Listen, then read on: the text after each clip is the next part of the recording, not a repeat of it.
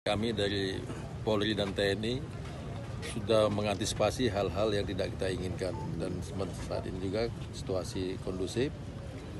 Hanya yang kami pesankan kepada masyarakat untuk tidak takut atau ragu atau khawatir terhadap intimidasi atau perbuatan-perbuatan lain yang mempengaruhi masyarakat untuk tidak memilih.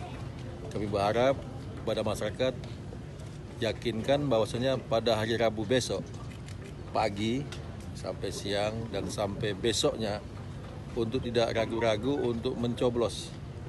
Yang mencoblos memilih sesuai hati nurani masing-masing. Tidak ada keraguan lagi. Yang saya harap kepada masyarakat, diharapkan partisipasi masyarakat meningkat.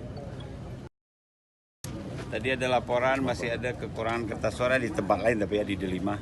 Untuk TPS ini saya pikir sudah sangat baik.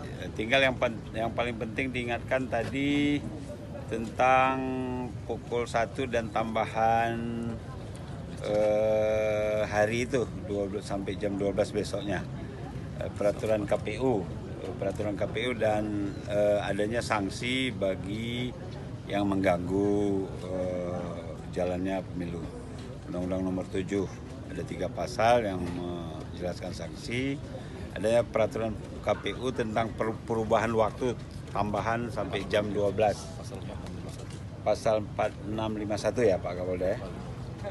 4561 tentang bahwa kalau datang sebelum jam 1 dan mengantri walaupun dia belum mendaftar, itu boleh memilih. Apalagi kalau sudah mendaftar. Nah tadi sudah dijawab oleh KPPS.